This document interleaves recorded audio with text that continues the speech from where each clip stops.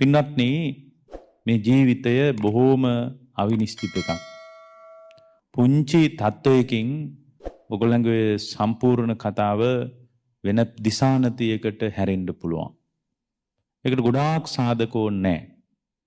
ඒක මෙතන ඉන්න මේ පුංචිම දරුවගේ හිට. ඔබම ඇතුළු අප හැම දිනාටම ආවේනික කතාව. ඒ නිසා මේ ජීවිතයෙන් මත් වෙන්න මොකක්වත් නැහැ. අබමල් රේණුවකවත් දෙයක් නැහැ. අනිත් එක මේ தত্ত্বය සම්පූර්ණයෙන් කන පිට හැරෙන්න දීර්ඝ වේලාවක් යන්නේ නැහැ. එතකොට එහෙමනම් අපේ ජීවිතේ ඕනම වෙලාවක අතහැරෙන්න පුළුවන් මට්ටම එකක් අපි මේ නඩත්තු කරන්නේ. කවලා පොවලා නාවලා අන්දලා කරලා මේ තියාගෙන ඉන්න මේ කය ඕනම වෙලාවක උඩු යටිකුරු වෙලා යන්න පුළුවන්. ඒක කොහොමද වෙන්නේ කියලා අපිට තවමත් හරියට නිගමනයකට එන්න තරම් මේ ලෝකේ දියුණු නැහැ. තාක්ෂණික ලෝකයේ තුලින් හරි තාක්ෂණික උපකරණ වලින් හරි අද තවත් පැයකින් පස්සේ මොකද්ද වෙන්නේ කියන එක පිළිබඳ නිශ්චිතතාවයක් හරියටම නැහැ. යම් උපකල්පනයන් ආසන්න අදහස් ගත්තත් ඒවා අතිශය අසාර්ථකයි කියලා අපිට පේනවා. ඒක සාර්ථක නැහැ. ඒවා අතිශය අසාර්ථකයි. ඒ කියන්නේ මේ රිද්මය හරියටම අපිට අඳුන ගන්න බෑ. එතකොට මේ රිද්මය හරියටම අඳුන ගන්න බැරි නිසා අපිට එකම එක දෙයක් තියෙනවා. හේතුව එකම දේ තමයි කොහොම හරි මේ මොහොතේ අපට කල්පනාව ශක්තිය තියෙනවා, නුවණින් විමසන්න හැකියාවක් තියෙනවා. ඊට පස්සේ මේ වෙලාව හොඳට කන් ඇහෙනවා, ඇස් පේනවා, දුර්වලතා තියෙන්න පුළුවන්. මෙන්න මේ ධර්මය ඔළුවට යන වෙලාවේ ඉක්මනින් යා ධර්මයේ තුල ශක්තිමත් වෙන්න ඕන. ඒ ධර්මයේ තුල ශක්තිමත් වෙච්ච කෙනෙකුට මරණය කියන්නේ අමිහිරි අසුන්දර අත්දැකීමක් නෙමෙයි. අද මරණයේ සම්බන්ධ අමිහිරි අසුන්දර අත්දැකීමක් විදියටයි ඔය ඇත්තෝ මරණය දරාගෙන තියෙන්නේ. මරණය කියලා කියන්නේ ඊතරම්ම අසුන්දර එකක් නෙමෙයි. මරණය කියන්නේ ඉච්චරස් බය වෙන්න ඕන, කනස්සල්ලටපත් වෙන්න ඕන එකක් නෙමෙයි. ඒක එක්තරා සංසිද්ධියක්. ඒ සංසිද්ධියට කොහොමත් අපිට මුහුණ දෙන්න වෙනවා. කාලය විතරයි දන්නේ නැත්තේ. කාලය දන්නේ නැහැ. එකම සංසිද්ධියක් නුදුරේදී අපිට මුහුණ දෙන්න වෙනවා. ඒ නුදුරේදී මුහුණ දෙන්න වෙන කතාව කොයි දවසද, කොයි වෙලාවද, කොයි මොහොතද, මොන අවුරුද්ද ඒවා අපි දන්නේ නැහැ. හැබැයි ස්ථීරව වෙන සංසිද්ධියක්. ඒතර ඒක අපි මුහුණ දෙන්න අවශ්‍ය ධර්මතාවයක්. ඒතර එහෙම ධර්මතාවයකට අපිට මුහුණ දෙන්න වෙනවා නම් ඒක ගැන අපිට යම් අපේක්ෂාවක් තියෙන්න ඕන. යම් අපේක්ෂාවක් තියෙන්න ඕන. නැත්තම් එයාට ජීවිතේ මාරාන්තික අවකාශයන් එනකොට එයා නොසන්සුන් වෙනවා. එයා කැළඹෙනවා. එයාගේ අභ්‍යන්තරයේ ගිනි ගන්න පටන් ගන්නවා. ඒ නිසා සෑම ශ්‍රාවකෙක්ම මරණ සතිය වඩන්න ඕන. ජීවිතේ සංසාරයේ බිය දැකලා මේ පිනතුන් මේ මාතෘකාවක් විදිහට යෝජනා කරන්නේ නිවනින් සැනසීම පිණිස උපාය මාර්ගයක් කියන්න. එතකොට මේ උපාය මාර්ගයේ මූලික தත්ත්වය තමයි පුංචි කාලේ ඉඳලා අපි මරණ සතිය පුරුදු කරන විදිහ කියන්න ඕන. එතකොට මේ කහන භෞතිකවාදීම අදහසක් තියෙන කෙනෙක් කියන්න පුළුවන් මොකටද මේ මැරෙන එක ගැන සිහි කරන්නේ? අපි ජීවත් වෙන එක සිහි කරන්න ඕන කියලා. දැන් ජීවිතේ වඩා අර්ථය තියෙන්නේ මරණය සිහි කරන්න පුළුවන් ප්‍රමාණයට. ජීවිතේ වඩා ලස්සන වෙන්නේ මරණය සිහි කරන්න පුළුවන් ප්‍රමාණයට. සිහි කරලා බලන්නකෝ. එතකොට අපි කොහොමද මරණය ගැන සිහි කරන්න ඕන? මරණය ගැන සිහි කරන්න ඕන මට මේ මරණය කියන සංසිද්ධිය, මේ මරණය කියන අත්දැකීම මට අද රාත්‍රිය ගෙවිලා ඉවර වෙනකොට මා කරා එන්න පුළුවන් දෙයක්. අද රාත්‍රිය ගෙවිලා ඉවර වෙනකොට මං කරා එන්න පුළුවන් දෙයක් මරණය කියන්නේ. මරණය කියලා කියන්නේ අද දවල්ට කෑම ටික කන්න කලින් මට එන්න පුළුවන් එකක්. මරණය කියලා කියන්නේ කෑම කාලේ ඉවර වෙන්න කලින් මං කරා එන්න පුළුවන් එකක්. ඊටත් වඩා සියුම් වුණොත් මරණය කියන්නේ බත් පිඬු කීපයක් අතරදී මට මුණ ගැහෙන්න පුළුවන් එකක්. තවත් සියුම් වුණොත් මරණය කියන්නේ බත් පිඬු දෙකක් අතරදී මට මුණ ගැහෙන්න පුළුවන් එකක්. එක බත් පිඬක් අරගෙන ඒක හපලා ඒක හොඳට මේ කුසට ගියාට පස්සේ ඊළඟ බත් පිඬ කටට ගන්න කලින් මට මරණය මුණ ගැහෙන්න පුළුවන්.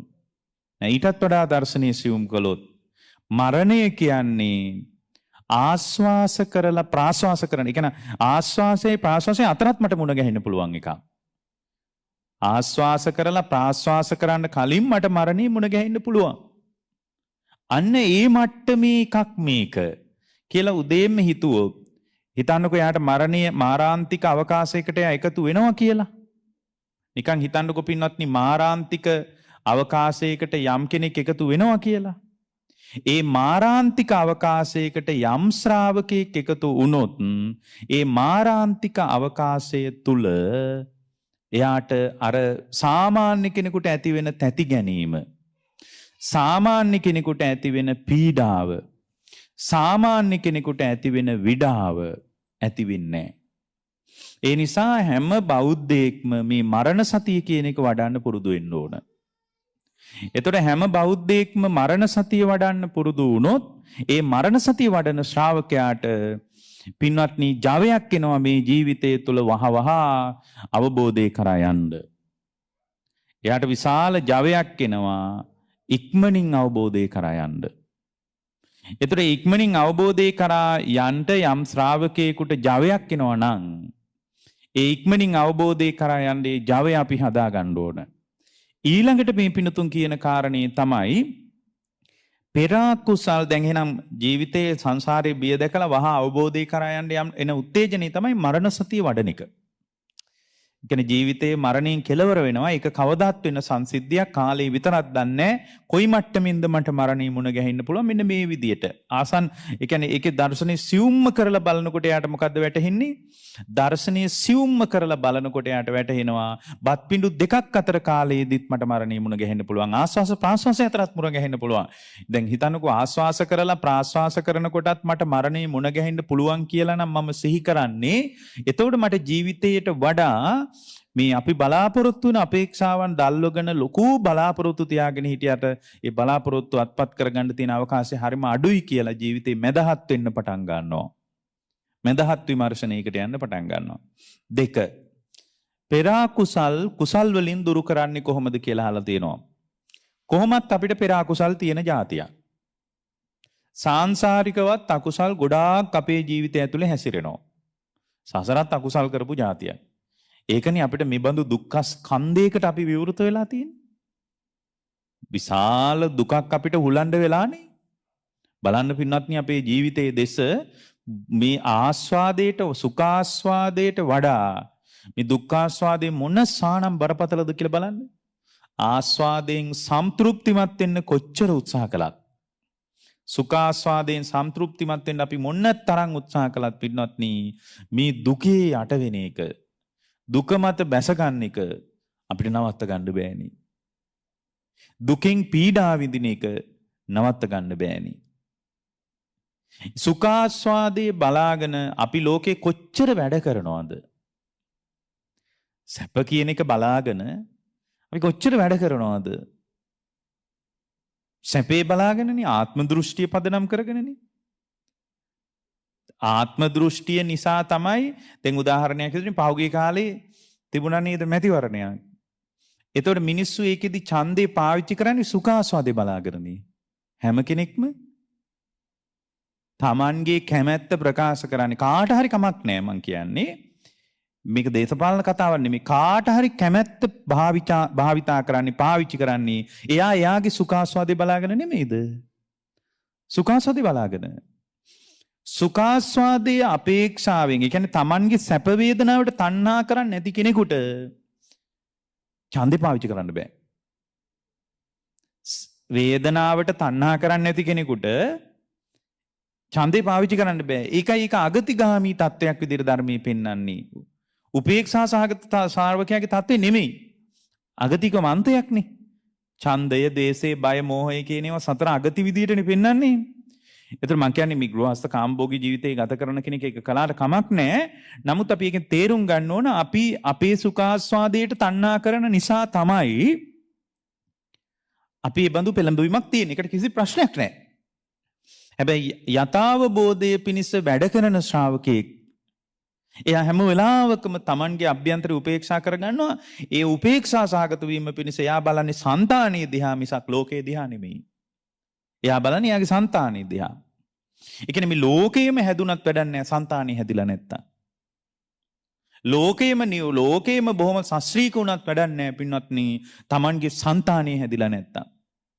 ඒතර මේ సంతානීය හදාගන්නේ කොහොමද කියලා ලෝකේ කාටවත් කියාගන්න බෑ. సంతානීය ගැන අදහස අපගේ බුදුරජාණන් තමයි මතු කළේ. ඒතර අපි ජීවිතේ බොහෝ කාලයක් సంతානීය දෙස බලපු අය නෙමෙයි. අපි సంతානීය දිහා බලපු අය නෙමෙයි. ඇතුළ බලපු අය නෙමෙයි. අපි වේදනාවට තණ්හා කරගෙන ලෝකේ විමසපු අය. අපේ කතාව කොයි වගේද? අපේ වේදනාවට තණ්හා කරගෙන. ඒ කියන්නේ අපි කැමති සැප වේදනාවට, ඒ සැප වේදනාවට මං හිතින් බරපතලව ආසා කරනවා. මගේ හිතේ උපදිනවා සැප වේදනාවක්. ඒ සැප වේදනාවට මම බරපතලව ආසා කරනවා. ඒ බරපතලව ආසා කරගෙන මම මොකද කරන්නේ? ලෝකේ වැඩ කරන්න යනවා. ඒතර මම සැප වේදනාව විමසලා බලපු අයත් නෙමෙයි, සැප වේදනාව ඇති වෙන්නේ කොහොමද විමසලා බලපු කෙනෙකුත් නෙමෙයි. මම සැප වේදනාව ගෙනත් දුන්නු ලෝකේ වෙනස් කරන්න කියලා හිතාගෙන ලෝකේ වැඩ කරපු කෙනෙක්. ඒ ලෝකේ වැඩ කරන්න ගිහින් අර సంతානේ බලනකොට තමයි අභ්‍යන්තර කුසලතාවය, හේතුඵල ධම, මේ යම්කිසි ආකාරයක දිට්ඨි සම්පන්න ශ්‍රාවකෙක් විදිහට ඇතුළ විමසා බලන රටාව ඒවා තියෙන්නේ. දැන් අපිට කාලයක් ඒවා තිබ්බේ නැහැ. අපිට කුසලතාවය මොකක්ද කියලා බලලා නෙමෙයි අපි එළිය වැඩ කරේ. සම්මා දිට්ඨිය පාවිච්චි කරලා නෙමෙයි අපි ලෝකේ වැඩ කරේ. උදාහරණයක් විදිහට රාජ්‍ය ආයතනයක වැඩ කරන කෙනෙක් එයා තමන්ගේ සුඛ වේදනාවට තණ්හා කරගෙන ආයතනයේ සීට් එකේ වාඩි වුණා මිසක් කුසලතාවේ නම් වූ නිර්ණායක ඉස්සරහින් තියාගෙන නෙමෙයි ඔෆිස් එකේ වැඩ කරන්නේ. කුසලතාවය නිර්ණායක විදියට තියාගෙන නෙමෙයි අපි වැඩ කරන්නේ. ඒතර කුසලතාවයේ නිර්ණායක විදියට තියාගෙන වැඩ කරන්නේ නැති වෙනකොටත් නෛතික සීමාව ඇතුලේ තියෙන පදනම දුර්වල වෙනකොටත් පුද්ගලයා කඩා වැටෙනවා බරපතල විදියට. ඒතර ලෝකයේ කෙනෙක් අහන්න පුළුවන් දැන් ඉතින් වෙන රටවල් වල විශාල ප්‍රගමනයක් තියෙන්නේ කුසලතාවෙන් විමසලාද කියලා. කෙනෙක් අහන්න පුළුවන් නේ. බලන්නකෝ ඒ ආයතන කොච්චර ශාස්ත්‍රීයයිද? දැන් ඇමරිකාවේ යම් ආයතනයක් ගැන කියලා කෙනෙක් කියන්න පුළුවන් ඒ ආයතන කොච්චර ශාස්ත්‍රීයයිද? ඒ මිනිතු මේ කුසලතාවෙන් විමසලාද ඒක උනේ කියලා අහන්න පුළුවන්. නෑ, ඒගොල්ලන්ගේ නෛතික සීමාව හරීම ශක්තිමත්ව ගොඩ නැගිලා තියෙනවා. ශක්තිමත්. එතකොට ඒ ශක්තිමත් භාවය ඇතුලේ ඒගොල්ලෝ සීමා ලකුණු කරගෙන ඉන්නවා. මෙතනින් එහාට ගියොත් මං අමාරු වැටෙනවා. දැන් කොරියාව වගේ රටක යම්කිසි පුද්ගලයෙක්ගේ ඇඟට අතක් තියන්න බෑ. ශ්‍රමිකයෙක්ගේ ඇඟට අත තියන්න බෑ කොරියාවේ. ආයතනයක බෑ. ඇයි? විශාල මේ ඉතා දැඩි නීති රීති තමයි තියෙන්නේ. ඒගොල්ලන්ට ව්‍යාපාද එනවා. බරපතල දෝමනස්යක් එනවා. ඒගොල්ලෝ වඩුවක් මුට්ටුවක් පොළොවේ ගහලා හරි ඒ දේශයේ චිත්තාවේග ටික පාලනය කර ගන්නවා. මොකද ඒගොල්ලෝ දන්නවා මිනිහෙක්ගේ ඇඟට අත තිබ්බොත් එහෙම අවුරුදු 10 12 තමයි සිරගත වෙන්න වෙන්නේ. එතකොට එහි කුසලතාවය ගැන අවිහිංසාවාදය ගැන මේ අහිංසා සංකල්පනාව නම් දුරින්ම දුරු කරන්න ඕන. මේ යම් වෙලාවක බුදුරජාණන් වහන්සේගේ දේශනාවේ තියෙන කාම විතක්කං මේ ව්‍යාපාද විතක්කං ආදිවාසේති පජහති විනෝදේති බ්‍යන්ති කරෝති අනභවං ගමීති. ඒක දැනගෙන නෙමෙයි. ඒගොල්ලෝ අර නීත්‍යානුකූල සීමාව ඇතුලේ ඊට බරපතලව ඕන් ඉස්සරහේ නීතිය පෙනී සිටිනවා. අගතිගාමී පාර්ශව වෙනුවෙන් ඒ නිසා අඩිය පස්සට ගන්නවා. දැන් අපිට වෙලා තියෙන්නේ අර කුසලතාවෙන් විමසා බලන එකත් දුර්වලයි, අනිත් පැත්තත් දුර්වලයි. දෙකම දුර්වලයි. දැන් පින්වත්නි මේ දෙකම දුර්වල වෙනකොට මොකද වෙන්නේ? මේ දෙකම දුර්වල වෙනකොට අකුසලයේ මත අපේ සිත ස්වභාවයෙන්ම පතිත වෙනවා. දැන් මේ පිනතුන් අහන්නේ පෙර අකුසල් කුසලෙන් දුරු කරන්නේ කොහොමද කියලා. දැන් පෙර අකුසල් කියන්නේ පරණේවනේ. කලින් වෙච්ච ඒවා. එතකොට කලින් වෙච්ච ඒවා සාංශාරිකව අපි දන්නේ නැහැ. සංසාරේ මගේ අතින් මොනවද වෙලා තියෙන අකුසල් කියලා මම දන්නේ නැහැ. ඒවා භවයෙන් වැහිලා තියෙන්නේ. ඒවත් විපාකයේ පිණිස කවදා හරි ඉදිරිපත් වේවි කියලා විතරක් දන්නවා. හැබැයි මම දන්නේ නැහැ පෙර මම මොන විදියටද අකුසල් කළේ කියලා. මොකද මට එහෙම ආවර්ජිත විමර්ශනයකට යන්න පුළුවන් මට්ටමට මගේ අධ්‍යාත්මයේ දියුණු නැහැ. ඒ නිසා උපතේ සිට වුණත් මරණ මේ දක්වා අත්දැකීමත් මට මතක නැහැ. උපතේ ඉඳලා මේ දක්වා අත්දැකීමත් මතක නැහැ. හැබැයි මට යම් කිසි ආකාරයක ආවර්ජනය කරගන්න පුළුවන් යම් කාල පරාසයක් තුළ වෙච්ච සංසිද්ධි මොන මට්ටමේ මම සිල් රැක්කත් භාවනා කරත් පිළිවෙත් පුරව මට ඒවා අමතක කරන්න බෑ. මොන ඕක තමයි අපි මුණ දෙන වර්තමාන එක්තරා බරපතල ප්‍රශ්නයක් ඒක. මොකද්ද බරපතල ප්‍රශ්නය? මං දැන් බණ අහනවා තමයි. මං දැන් සිල් රකින්නවා තමයි. මං දැන් චිත්ත සමාධිය ගැන උනන්දුයි තමයි. හැබැයි මම මගේ ජීවිත අත්දැකීම් වල මට චිත්ත සමාධියක් සීලයක් සම්මාදිට්ඨියක් නැති සතර සතිපට්ඨානෙ පාවිච්චි නොකරපු කාලයක් තුල මට ගොඩාක් වැරදුනා. ඒතකොට ඒ වරදින්න හේතු දෙකක් තියෙනවා. මොකද්ද? නීත්‍යානුකූල සීමාවේ ඇතුලේ පුද්ගලයාට සම්බාධක ශක්තිමත් නැහැ. එකක්. කුසලතාවේ විමස ගන්න තරම් අභ්‍යන්තර ප්‍රත්‍ය විමසා ගැනීම පිණිස సంతානීය විමසා ගැනීම පිණිස දක්ෂකමකුත් නැහැ. ඔය දෙක නැති තැනක පුද්ගලයා වැටෙන්නේ අවදානමකමයි. එතකොට ලෝකයේ හැම අවදානමේ වැටෙන්න එක්තරා අවකාශයක් තමයි ආගම ශක්තිමත් නැහැ. ආගමික හැඩේ ඉච්චර ශක්තිමත් නැහැ. ඉතින් ওই දෙවියන්ට කී ඉන්නවා, මහා බ්‍රහ්මන්ට කී ඉන්නවා, ඊශ්වරට කී ඉන්නවා, පේන්නේ නැති කෙනෙකුට කී ඉන්නවා. අන්තිම ප්‍රශ්න විසඳ ගන්න බැරි වෙනකොට ඒගොල්ලෝ පේන්නේ නැති කෙනෙකුට වගකීම දලා පැත්තකට වෙනවා. එතකොට ඒක ශක්තිමත් නැහැ. එතකොට ඒක ඇතුලේ ඊටා ඉහළ මානව හිතවාදී මිනිස්සු බිහි කරන්න පුළුවන්ද බැරිද කියලාත් අපිට ඒක ගැටලුවක් තියෙනවා. ඉතින් සමහර වෙලාවට ආගමික ආචාර ධර්ම ඇතුලේ ඊටා ඉහළ මානව ගුණ ධර්ම හැදෙන්නත් පුළුවන්. හැබැයි ආගමික සංස්ථාව විසින්ම ගුණ ධර්ම මරා දාන අවකාශයකුත් අපිට පේන්නත් තියෙනවා. ඒකනේ සමහර ආගම්වල පින්වත්නි මේ සමහර ආගම්වල ආගමට විරුද්ධ මතයක් ඉදිරිපත් වීම ආගමට විරුද්ධ මතයක් ඉදිරිපත් වීම යුදෙව් සම්ප්‍රදායේ උනත් එයාව සිරගත කරන්න තරම් බරපතල ප්‍රශ්නයක්. Tamanගේ ආගමික මතයට විරුද්ධ මතයක් ඉදිරිපත් වීම එයාව සිරගත කරන්න පවා බලපානවා. එයාට ඒ ආගමික මතේ එක්කෝ එයා ඉදිරිපත් කරපු මතේ අයින් කරගන්න ඕනේ, එක්කෝ එයා ලියපු පොත් ටික පුච්චලා දාන්න ඕනේ. එතකොට තමයි යට නිදහස හම්බ වෙන්නේ. එතකොට ප්‍රචණ්ඩයිනේ ඒක. සමහර ලෝකයේ ආගම් තියෙනවා Tamanගේ ආගමික මතයට විරුද්ධ නම් එයාව ඝාතනය කරන්න වුණත් පුළුවන්. ඝාතනය. එතකොට අපිට තේරෙනවා ආගමික ආචාර ධර්මත් ලෝකෙ බොහොම ශක්තිමත් නැහැ. දැන් අපිට වෙලා තියෙන්නේ මොකද්ද? අපිට වෙලා තියෙන්නේ මේ අපේ අභ්‍යන්තරේ විමසා බලන රටාව බුදුරජාණන් වහන්සේ ඉතාම පැහැදිලිව දේශනා කරලා තියෙනවා. මොකද්ද? පින්වත් මහණෙනි, Tamanගේ සුඛ වේදනාවට තණ්හා කරන්න ගිහින් ඒ සුඛ වේදනාව ගෙනාපු ලෝකේ දිහා බලන්න එපා. වේදනාව ඇති වෙලා නැති වෙලා යන විදිය බලන්න. එතකොට ලෝකයට ගිහින් වැඩ කරන්න වෙන එකක් නැහැ. දැන් సంతානිය පේනවනේ. එතකොට సంతානිය තුල කුසලතාවයේ මෙයයි කියලා ඉමේ ධම්මා කුසලා ඉමේ ධම්මා අකුසලා කියලා බුදුරජාණන් වහන්සේ දේශනා කරලා තියෙනවා. හැබැයි දැන් ඕගොල්ලෝ බණ ඇහුවට, දැන් සිල් රැක්කට, දැන් පිළිවෙත් පිරුවට ඔය පින්නතුන්ට කුසලතාවය ගැන මොකක් හරි අදහසක් මේ වෙනකොට තිබ්බද? ඒ කියන්නේ මේ බණ අහන්න සිල් රකින්න කලින්. එහෙම තිබ්බෙත් නැහැ. නෛතික සීමාවත් නිකන් වැනෙන මට්ටමේ තිබ්බේ. මොනවා හරි කරලා උදේ වැඩට ගිහින් මොනවා හරි කරලා ආවම පඩිගත්ත මට්ටමක් තිබ්බේ. ඒක දැන් අපිට තාප හැදිලිනේ. ඒතර මේ දෙපැත්තෙන්ම දුර්වල වෙච්ච තැනක අකුසලයේ තමයි රජ කරන්නේ. ඒක ඇතුලේ ජීවිතේ වැරදිච්ච ගොඩාක් අපිට තියෙනවා. දැන් මේ පිනතුන් අහන්නේ පෙර අකුසල් කුසලයෙන් දුරු කරන්නේ කොහොමද? එහෙනම් පින්වත්නි සංසාරේත් අපේ අතින් අකුසල් වෙලා තියෙනවා. ඒ වගේම මේ ජීවිතය තුලත් අපට අකුසල් සිද්ධ වෙලා තිනවා సంతානිය බලා ගන්න බැරි වෙච්ච එකට. දැන් අපි సంతානිය බලනවා. ඒක හරි. මේ වෙලාවේ අපි సంతානිය දෙස බලනවා. හැබැයි මේ වෙලාවේ సంతානිය දිහා බැලුවට, බණ ඇහුවට, පිළිවෙත් පුරන්න උත්සාහ කරාට පරණ මතකය අයින් වෙලා නැහෙනි. භවෙන් එහා පැත්තේ වනම් හරි මතක නැහැ. භවයෙන් එහා පැත්තේ අපි දන්නේ නැහනේ.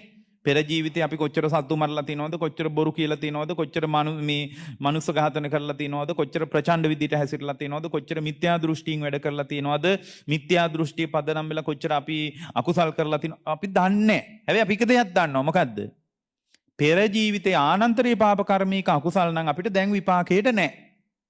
ඇයි විපාකයට නැත්තේ? පෙර ආනන්තරීය පාප කර්මයක් කරලා මාතෘ ඝාතනයක්, පීතෘ ඝාතනයක් වගේ ආනන්තරීය පාප කර්මයක් කරපුවා නම් ස්ථිරව මට නෑ දැන් මේ වෙලාවේ. මේ ජීවිතේ කොහොමද කියලා මම දන්නේ නෑ. මේ ජීවිතේ ඔයගොල්ලෝ තමයි විමස ගන්න ඕන. ස්ථිරව පෙර ජීවිතේ මට ඒ බඳු බරපතල අකුසල් නෑ. ඇයි අකුසල් නැත්තේ? ආනන්තරීය පාප කර්මයක් කරා නම් ඒක අනිවාර්යෙන් ඊළඟ ජීවිතේ විපාක දෙනවමයි. ආනන්තරීය පාප කර්මයක් කරලා නම් ඒ අකුසලේ හරි බරපතලයි. එතකොට යාගේ කුසලයේ යට කරගෙන ඒ අකුසලතාවය ඉස්මතු වෙනවා. ඒක ලෝක ධර්මතාවයක්. එතකොට මේ ලෝක ධර්මතාවයක් කියලා ඒක බුදුරජාණන් වහන්සේනමක් මතු කළා මිසක් ලෝකයේ කෙනෙකුට ඒක ගෝචර නෑ. එහෙම එකක් වෙලා තියෙනවා නම් දැන් මනුස්ස ලෝකෙ ඉන්න බෑනේ අපි. හරි ආනන්තරීය පාප කර්මයක් වෙලා තිබ්බත් ඒක විපාක වළඳලා තමයි ඇවිල්ලා තියෙන්නේ. ඔබයි මායි අපි දෙන්නම. පෙර ජීවිතයේ ආනන්තරීය පාප කර්මයක් කරලා නම් ඒක විපාක දීලා ඇවිල්ලා තියෙන. එහෙනම් අපිට සංසාරේ එක දෙයක් පැහැදිලි ආනන්තරීය පාප කර්මයක් වෙලා නැහැ. ඊට මෙහා පැත්තේ අකුසල් තියෙන්න පුළුවන්. මොකද සමහර අකුසල් තියෙනවා පිරිනුවම් පානකම්ම විපාක දෙන ඒවා. ඉතින් මේ පිරිනුවම් පානකම්ම විපාක දෙන අකුසල් තමයි ඔය විටින් විට අභියෝග කරන්නේ අපිට. පින්වත්නි විශාල අකුසලතාවයන් ගොඩක් එක්ක අපි මේ ඉන්නේ. අපිට මේ සනීපෙට ඉන්න පුළුවන් කතාවක් නෙවෙයි. වහා ධර්මයක් ඇතුලේ ශක්තිමත් වෙලා පිළිවෙත් පුරාගෙන ආර්ය ශ්‍රාංග මාර්ගය මත ශක්තිමත් වෙලා අප්‍රමාදීව ගුණධර්මයේ මත දියුණු කරගන්නවා මිසක් වෙන කරන්න දෙයක් නැහැ. හැබැයි විකල්පේ තියෙනවා. ධර්ම මේ වෙලාවේ හොඳට ඉන්ද්‍රිය අධ්‍යක්ීම් තියෙනවා නම්, ඇස කන නාසය වැඩ කරනවා නම්, හොඳට ධර්මයේ යනවා නම් ඇතුළට මේ කියන ඒවා තේරෙනවා නම් පින්වත්නි ලෙඩ ඇඳේ ඉඳලා උඩ බලාගෙන හරි කමක් නැහැ. මේ දියුණු කරන්න පුළුවන් ධර්මයක්. ලෙඩ ඇඳේ විතරක් නෙමෙයි අලුත උපන් දරුවෙක් ඉන්න අම්මා කෙනෙකුටත් මේක කරන්න පුළුවන්. අලුත උපන් අලුතෙන්ම විපදිච්ච ළමයෙක් ඉන්න තරුණ අම්මා කෙනෙකුටත් මේ වැඩේ කරන්න පුළුවන්. අනේ මට මේ දරුවගේ වැඩ, මට මේ ආගන්තුක වැඩ ගොඩාක් තියෙනවා. ඒ නිසා ඔබ වහන්සේලා කියන එක මට කරන්න බෑ කියලා එකක් නැහැ. අලුත උපන් දරුවෙක් ඉන්න අම්මා කෙනෙකුටත් මේක කරන්න පුළුවන්. කවදාවත් ධර්මයක් නැතුව ලෙඩ ඇඳේ ඉඳලා උඩ බලාගෙන සමහරට කොන්ද පණ නැහැ, නැගිට ගන්න බෑ. ඊට පස්සේ සමහරට ළඟ ඉන්න කෙනෙක් කවන්න ඕන, ළඟ ඉන්න කෙනෙක් අන්දන්න ඕන, ළඟ ඉන්න කෙනෙක් කෑම පොවන්න ඕන. සමහරට ගොරෝසු ආහාර වලින් ජීවිතේ පවත්වන්න බෑ. ඒ වගේ කෙනෙකුටත් ධර්මයේ මඟ පෙන්වනවා. ධර්මයේ යාටවත් දොර වහලා කියන්නේ අපරාධය ඔයා කලින් ධර්මයට ආවේ නෑනේ, ඒ නිසා මට නම් කරන්න දෙයක් නෑ කියලා බුද්ධ ශාසනය යාට අභියෝග කරන්නේ. එයාටත් මාර්ගෝපදේශනයක් තියෙනවා. ඒ නිසා අපි කවුරුත් බය වෙන්න ඕනේ නෑ. හැබැයි තැති ගන්න එක දෙයක් මේ පින්නතුන් මේ යෝජනා කරන මාතෘකාවේ තියෙන මොකද්ද? අකුසලය ආවර්ජන වෙන එක නවත්තන්න බෑ. උදාහරණයක් විදිහට දැන් අවුරුදු 50ක කෙනෙක් ඉන්නවා නම් එයාට අවුරුදු 20 දී ප්‍රාණඝාතයක් කරපු යම් සංසිද්ධියක් මතකයේ තියෙන එක අමතක කරගන්න බෑ. සමහරට එදා කරපු කුසල් මතක නැහැ. දැන් සමහරට ඒ එදා කරපු කුසල් මතක නැහැ. ඒ අකුසලයේ හිත තුල තැම්පත් වෙලා තියෙනවා, පිහිටලා තියෙනවා. හිටි ගමන් ධර්මයට ආවත් ඕව මතක් වෙනවා. ධර්මයට ආවත් ඕව මතක් වෙනවා. එතකොට ඒවා මතක් වෙනකොට හිත තුළ මහා විශාල කනස්සල්ලක්, විශාල පශ්චාත්තාප වීමක් ඇති වෙනවා. චිත්ත පීඩාවක් ඇති වෙනවා. දැන් මේක මොකද කරන්නේ මේකට? ඒක තාම සාධාරණ ප්‍රශ්නයක්. මොකද ඔයගොල්ලෝ මොනතරම් දන් දුන්නත් මොනතරම් බණ ඇහුවත් මරණාසන්න මොහොතේ අකුසලයේ මතක් වුණොත් ඒකට අනුරූපීව භව කර්ම සකස් වෙලා සමහරට ඔයගොල්ලෝ ලොකු අමාරුවක වැටෙන්න පුළුවන්. ඒතර විශාල අමාරුවක වැටෙන්න පුළුවන් අවකාශයක් තමයි අපි තුල තියෙන්නේ. ඒ නිසා අපි බොහොම සුරක්ෂිත නැහැ. සුරක්ෂිතතාවය කියන්නේ යටත් පිරිසෙන් සෝතාපන්නවත් වුණොත්. ඒ කියන්නේ සක්කාය දිට්ඨියවත් කඩලා දැම්මොත් එයා නම් සතර අපායට වැටෙන්නේ නැහැ කියලා බුදුරජාණන්සේ වදාලා. ඒතර සෝතාපන්න නොවිච්ච හැම ශ්‍රාවකයෙකුටම අවදානමක් තියනවද නැද්ද? අවදානමක් තියෙනවා. ඒතර කෙනෙක් කියාවි නෑ අර බුද්ධ ශාසනයේ තියෙනවා සෝතාපන්න නොවුණු කෙනෙක් තියෙනවා චුල්ල සෝතාපන්න කියලා එකක්. ඒ කියන්නේ කාංකා විතරණ විසුද්ධියටපත් වීම බුදුරජාණන්සේ ගැන සැක නැහැ, ධර්මයේ ගැන සැක නැහැ, සංඝයා ගැන සැක නැහැ, මාර්ගය ගැන සැක නැහැ, ප්‍රතිපත්තිය ගැන සැක නැහැ, රහතන් වහන්සේලා ගැන සැක නැහැ, මගපලලාභින් ගැන සැක නැහැ, පෙර භවයේ ගැන සැක නැහැ, පසු භවයේ ගැන සැක නැහැ, මේ භවයේ ගැන සැක නැහැ. ඒ සැක නැහැ කියන එක අපි අදහස් කරන්නේ මොකද්ද? කාංකා විතරණ විසුද්ධියටපත් වෙලා කියලා. සැක අබමල් රේණුවකවත් නැහැ. එහෙම අබමල් රේණුවකවත් සැකයක් නැති වුණොත් එහෙම එයා සතර අපායට වැටෙන්නේ නැහැ කියලා කතාවක් තියෙනවා. ඒකට අපි කියනවා චුල්ලසෝතාපන්නයි කියලා. එහෙම විසුද්ධි මාර්ගයේ කිව්වට බුද්ධ දේශනාව ඒකවත් කියන්නේ. විසුද්ධි මාර්ගයේ තුල චුල්ලසෝතාපන්න කෙනා සතර අපායට වැටෙන්නේ නැහැ කියලා කිව්වට මුල් බුද්ධ දේශනාව කියන්නේ පින්වත් මහණෙනි සෝතාපන්න නොවුණු හැම කෙනෙක්ම ඉන්නේ අවදානමක. අන්න එහෙමයි බුද්ධ ශාසනය කියන්නේ. සෝතාපන්න වෙච්ච නැති හැම කෙනෙක්ම ඉන්නේ අවදානමක කියලයි මුල් දේශනාව කියන්නේ. විසුද්ධි මාර්ගයේ චුල්ලසෝතාපන්න වුණොත් චුල්ලසෝතාපන්න වුණොත් සතර අපායට වැටෙන්නේ නැහැ කියලා කියනවා තමයි. නමුත් අපි මේකෙන් මේ කියන්නේ මේ දෙකේම යථාර්ථවාදී සත්‍යයක් තියෙන්න පුළුවන්. ඒ විග්‍රහයට අනුව ගිහින් බලද්දි. හැබැයි අපි ගොඩාක් ගරු කරන්න ඕන අපගේ බුදුරජාණන් වදාළ එකටයි. එතකොට දැන් සෝතාපන්න නොවිච්චකම ඇතුලේ අපිට අතීත අකුසල සංස්කාර ආවර්ජණය වෙන්න ගියොත් මරණාසන්න මොහොතේ ඔක මතක් වෙන්න තියෙන අවකාශයත් වැඩි. මොකද මේ දැනුත් මතක් වෙනවනේ. හොඳට බලන්නකො පින්වත්නි කුසලයට වඩා අකුසලයේ ඔළුවේ වැඩ කරනවා වැඩිනේ. සමහරට අවුරුදු 20කට කලින් කරපු අකුසල් මතකයි. අවුරුදු 20කට කලින් කරපු කුසල් මතක නෑනේ. එහෙනම් ස්වභාවයෙන්ම අකුසලයේ මත කෙලෙස් මත දායාද වන සිතක් අපිට තියෙන්නේ. ඒක කුසලයේ මතක හිටින ගතියට වඩා අකුසලයේ මතක හිටින ගතිය වැඩි නම් ඒකෙන් අපිට එක දෙයක් පේනවා ස්වභාවයෙන්ම සිත අකුසලයේ පැත්තට බරයි. ඒක හරියටම හරිනේ ප්‍රාණඝාතේ නොකර ඉන්න එක අමාරුයි. ප්‍රාණඝාතේ කෙරෙන එක නිකන් කරනවා. බොරු නොකිය ඉන්න එක අමාරුයි. බොරු කියන එක නිකන් කියවෙනවා. බොරු කියන එක නිකම්ම කියවෙනවා. එහෙනම් මේ අකුසලයේ පැත්තට අපේ සිත ස්වභාවයෙන්ම බරයි. දැන් මේ ධර්මයට ආවට පස්සේ ඔයගොල්ලන්ට තේරෙනවා තමයි අනේ මට අතීතේ වැරදුනා නේද? එදා මේ විදියට වැරදුනා, මේ විදියට වැරදුනා, මම වරද්දගත්තා කියලා ඔයගොල්ලෝ අද කියනවා. එහෙම කිව්වා කියලා අතීතයේ අකුසලයේ දුරු කරන්න වැඩක් නැද්ද මොකක්වත්? තියෙනවා. අන්න ඒක තමයි විශේෂම දේ. පින්වත්නි ඕගොල්ලන්ට ඕගොල්ලෝ ඉන්න මට්ටම මොකක්ද කියලා මම දන්නේ නැහැ. හැබැයි කාට හරි කෙනෙක් අකුසලයෙන් බැට කනවා නම් පරණ අකුසල් ඒක ආනන්තරේ පාප කර්මිට මෙහා පැත්තේ නම් තියෙන්නේ. ඇයි එහා පැත්තේ නම් බෑනේ. ඊළඟ විපාක හැදෙනවනේ. ආනන්තරේ පාප කර්මයට මෙහා පැත්තේ නම් මාතෘ ඝාතනයක්, පීතෘ ඝාතනයක් වගේ අකුසලයක් ඕගොල්ලන්ගේ ජීවිතෙන් වෙලා නැත්තම් ඒක ඕගොල්ලෝ තමයි දන්නේ. සුදු අඳින විදියට හිතන්න බෑ ඒක කොහොමද කියලා. ඇවිල්ලා වාඩි වෙලා ඉන්න විදියට හිතන්න බෑ. සාදුකාර දිදී බණහන විදියට හිතන්න බෑ. ඒ තමන් තමයි මේ කතාව දැනගන්න ඕන. තම තමන්ටයි මේ කතාව දැනගන්න තියෙන්නේ. තම තමා විසින් තමයි තමන්ගේ හෘද සාක්ෂි අනුව සාකච්ඡා කරලා බලන්න ඕන. ආනන්තරීය පාප කර්මයට මෙහා පැත්තේ යම් කෙනෙක් තුල අකුසලයක් වෙලා තියෙනවා නම් පින්වත්නි එයාට ඒ අකුසලයෙන් මඩින්න පුළුවන්. ඒ අකුසලයෙන් මැඩලා ධර්මයේ පැත්තට තමන්ගේ මානසිකාරය යොමු කරගන්න පුළුවන්. ඒකට අයෝමය ශිල්පයක් තියෙනවා. පින්වත්නි ඒකට පළවෙනි එක තමයි ඔය ඇත්ත තුල යම් කිසි අකුසල දැන් ඔන්න මේක තමයි බුද්ධ ශාසනය කියන්නේ අකුසලයේ කුසලයෙන් පෙළනවා කියලා. මොකද්ද මේ කියන්නේ? අකුසලයේ කුසලයෙන් පෙළනවා. ඔක විතක්ක සංඨාන සූත්‍රයේ තියෙනවා. පොඩි ඇණයක් ගහලා තියෙන තැනක ඊට වඩා ලොකු ඇණයක් ගහනකොට ඒ ඇණේ අනිත් පැත්තට යනවා වගේ. එහෙනම් අපිට තියෙන්න ඕන මොකද්ද?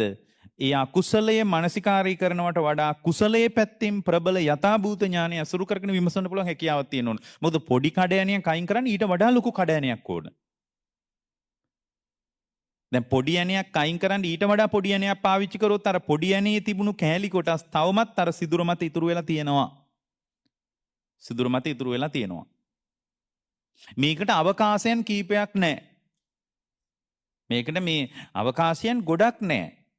දැන් ඔයගොල්ලෝ දැකලා ඇති අර ලී දෙකක් එකතු කරලා ඇණයක් ගහනවා ලී වලින්. එතකොට ඒ ලී අයින් කරන්න ඊට වඩා පොඩි ඇණයකින් ගැහුවොත් ඒ පොඩි ඇණේ ප්‍රමාණයට ලී කොටස අයින් වෙනවා මිසක් අනිත් ලී කොටස අයින් වෙන්නේ නැහැ. මේක නැවත නැවත අත්දකින්න පුළුවන් එකක් නෙමෙයි. එහෙමනම් නැවත නැවත අර ඇණෙන් ගහලා ඉතුරු ලී කැල් ටිකත් අයින් කරන්න පුළුවන්. එහෙම බෑ. ආයෙත් අර අවකාශය තුල ශක්තිමත් බව බිඳ වැටෙනවා. හයි වෙලා තියෙන හයිය බිඳ වැටෙනවනේ. දැන් ලී දෙකක් හොඳට හයිය වෙන්න මැදින් ලී ඇණයක් ගහලා තියෙනවා නම් ඊට වඩා හයිය ලීයක් ගැහුවේ නැත්නම් එකක් තමයි මේ ශක්තිමත් පදනම බිඳිලා යනවා. වැනින්න ගන්නවා. ඇයි අර ලී දෙක ඊටාම ශක්තිමත්ව පිහිටා තිබෙන්නේ අර ලී වලින් සකස් කරපු ඇණේ මතනේ. එතකොට ඊට වඩා පොඩි ඇණයක් පාවිච්චි කළොත් එහෙම ඊට වඩා පොඩි ඇණයක් පාවිච්චි කරපු තැනක පින්වත්නි ඇණේ ප්‍රමාණයට ලී ටික එළියට යාවි.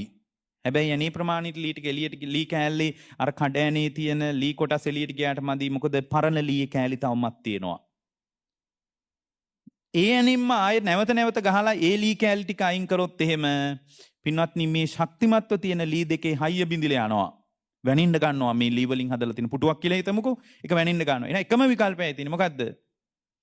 දැන් මේකේ අර කලින් ගහපු පුංචි කඩෑණී ලී කොටස් ඉතුරු වෙන්නත් බෑ. ඒ වගේම තමයි ශක්තිමත් පදනම බින්දෙන්නත් බෑ. ඊට වඩා ලොකු වෙනයක් පාවිච්චි කරන එක. ඒතකොට එහෙනම් මතක තියාගන්න අකුසලයේ කුසලයෙන් පෙළනකොට කුසලයේ ඊට වඩා බරපතල එකක් වෙන්න ඕන. අතීත අකුසලයේ කුසලයෙන් පෙළන්න පුළුවන්. අතීත අකුසලයට වඩා කුසලයේ යත සම්මාදිට්ඨිය අසුරු කරගත්ත ප්‍රබල එකක් වෙන්න ඕන. හැබැයි මේ කුසලයේ ප්‍රබල වෙන්න ඕන කියනකොට ඔයගොල්ලෝ මේ එළියේ ලොකු එකක් හොයන්න එපා. එහෙනම් අඩුම කටින පිංකමක්වත් කරන්න වෙයි. එහෙම කෙනෙක් හිතන්න පුළුවන් නේ. දැන් මගේ අතින් වෙච්ච අකුසල් ටික දුරු කරන්න යටත් පිළිසෙ හොත කටින පිංකමක්වත් කරන්න වෙනවා. ඊට වඩා ලොකු එකක් හොයන්නේ. එහෙම එකක් නෙමෙයි මේ කියන්නේ. ඊට වඩා ආර්ථික පදනමක් ඕන. ඊට වඩා භෞතික සීමාව ඇතුලේ ගොඩාක් අවශ්‍යයි. එහෙම නෙමෙයි කියන්නේ. ඒක ප්‍රබල වෙන්න ඕන. අකුසලයේ කුසලයෙන් පෙළන්න නම් ඒක ප්‍රබල වෙන්න ඕන කුසලය. වර්තමාන කුසලය. ඒ කුසලය යථාභූත ඥානය ඇසුරු කරගත් එකක් වෙන්න ඕන. මේ දේශනාව සිහි කල්පනාව පාවිච්චි කරන හැම මිනිස්සෙකුටම වැදගත් එකක්. මොකද අපි හැමෝගෙම ඇතුලේ රොඩු තියෙනවා. අපි මේ අද බණ අහගෙන සිල් රැකගෙන හිටියට ඒ කාලේ කරපුවා අපිම තමයි දන්නේ. සමහරට ඒවා අපි කාටවත් කියලාත් නැහැ. අපි මේ ගෙදර Taman බිරිඳයි ස්වාමියා ඉන්නකොට ස්වාමියාටවත් ඒ නෝනා ඒක කියලා නැහැ. මගේ අතින් මෙහෙම වුණානේ කියලා. ඒ ස්වාමියා බිරිඳටවත් කියලා නැහැ. ඔයා දන්නවද මං ඒ කාලේ මෙහෙම කළා මෙහෙම. එයා කියන්නේ නැහැ. සමහර ඒවා කියන්න ගියොත් එහෙම පෞල් සංස්ථාවත් දෙකදරලා යන්න පුළුවන්. ඒක කියන්න ඕනත් නැහැ කාටවත්. සමහර දරුවෝ හිතේ හංගගෙන ඉන්න සමහර අකුසල් තියෙනවා. ඒවා අම්මා තාත්තවත් දන්නේ නැහැ. ඒවා අතිශය පුද්ගලිකයි. ඒවා කාටවත් අපි කියන්නේ නැහැ. ඒවා පින්වත්නි අපි කවදාවත් ලෝකයට ප්‍රකට කරන්නේ නැහැ. ඒ ලෝකයට ප්‍රකට කරන්න බැරි මට්ටමේ අකුසල් අපි හිතේ හංගගෙන ඉන්නවා. මතක තියාගන්න ඒ අකුසලයේ සැඟවි මතක් වෙන තාක්කල් ඒ අකුසලේ මෝරන්න ගන්නවා. අකුසලේ මෝරන්න යන්නේ එහෙමයි.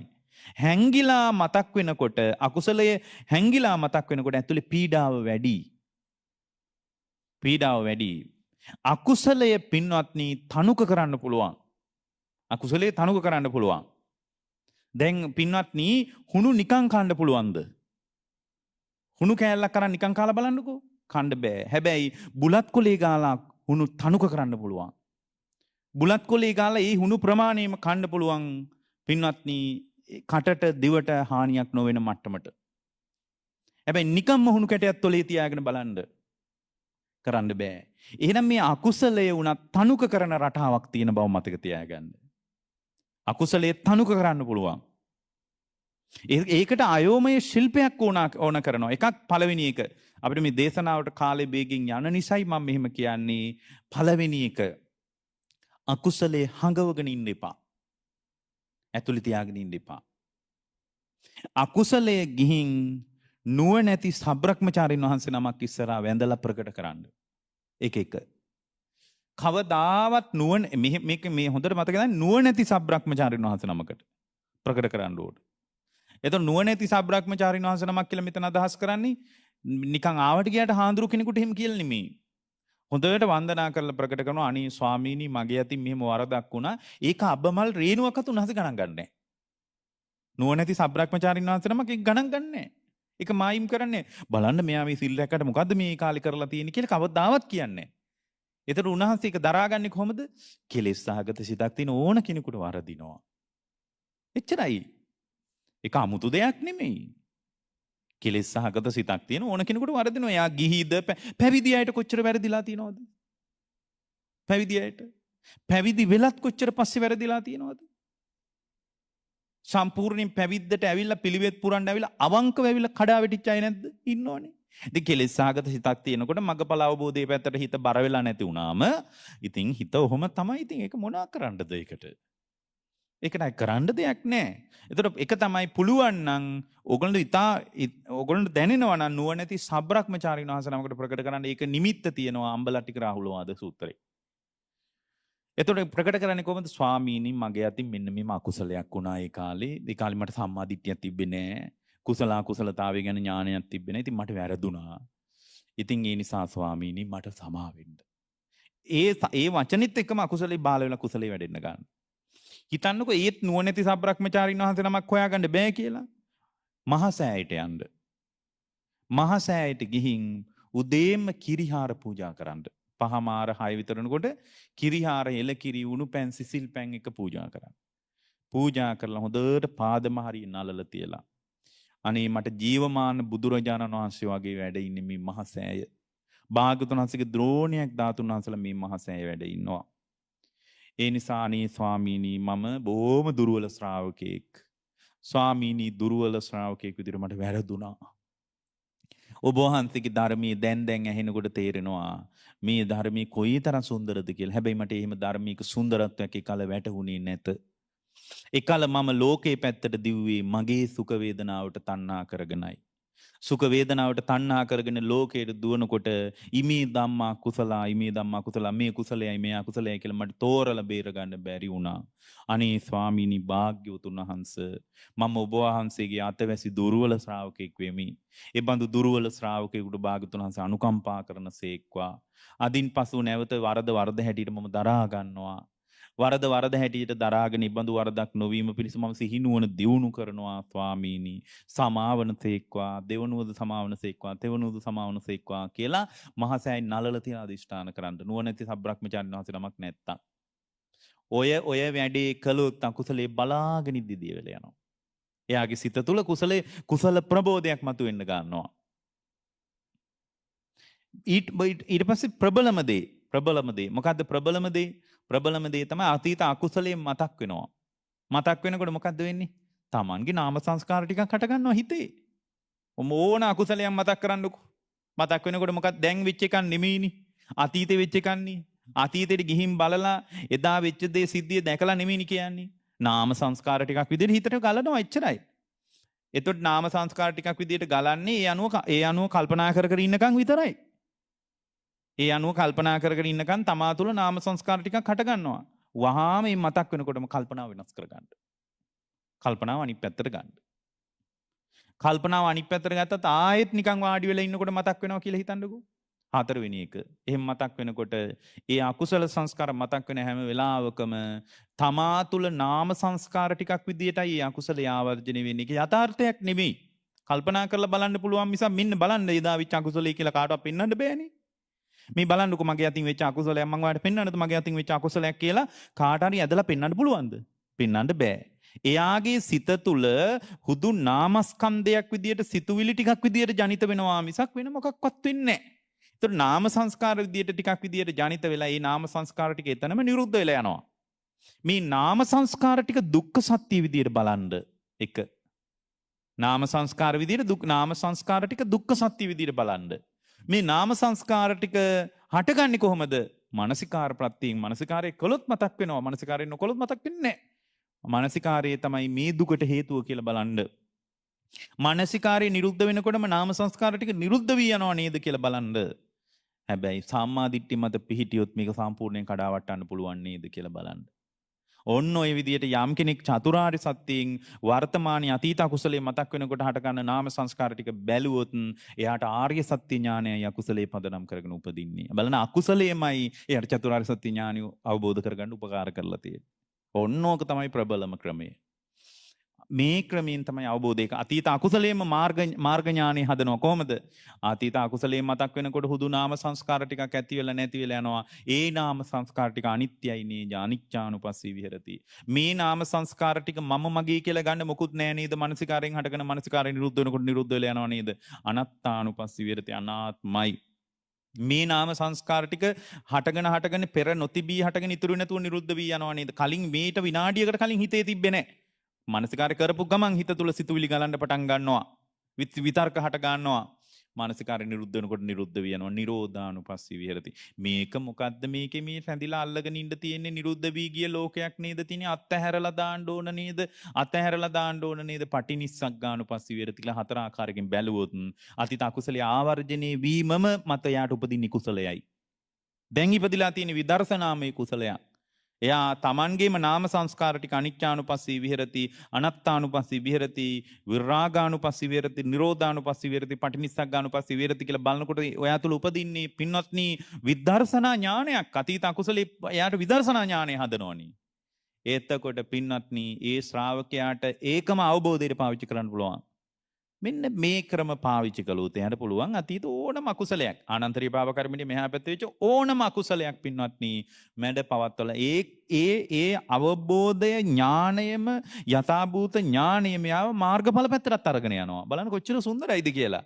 ඒකයි බුද්ධ ශාසනයේ අම්බපාලි වගේ කෙනෙකුටවත් දොර වහන්නේ නැත්තේ. අපිට පේනවා බුද්ධ ශාසනයේ පින්වත්නි අඟුලිමාල වගේ අඟුලිමාල වගේ විශාල මාලාඝාතකයෙකුත් වඩා ඉහළ ශාන්තුවරයෙක් බවට පත් කරපු ශාසනයක් තියෙන ඒකයි. ආනන්තරීය පාප කර්මෙන්න මෙහා පැත්තේ ඕන තරම් වරදින්න පුළුවන් මිනිහෙකුට. හැබැයි යාට දොර වහන්නේ නැහැ බුද්ධ ශාසනය. ඒ නිසා තම තමන්ගේ අකුසල් තම තමන් තමයි දන්නේ. ඒවා මනස තුල දරාගෙන පීඩාවෙන් ඉන්න එපා. ඒ පීඩාව විසින් ඔබට සතර අපායටම ඔබ අරගෙන යන්න පුළුවන්. ඒ නිසා පින්වත්නි බුදුරජාණන් වහන්සේගේ ශ්‍රාවකෙක් විදියට මෙබඳු ගැඹුරු විමර්ශනයක් ඇතුලේ දුක නිරුද්ධ කරන සුන්දර ශ්‍රාවකත්වයක් පිණිස මේ බුද්ධ දේශනාව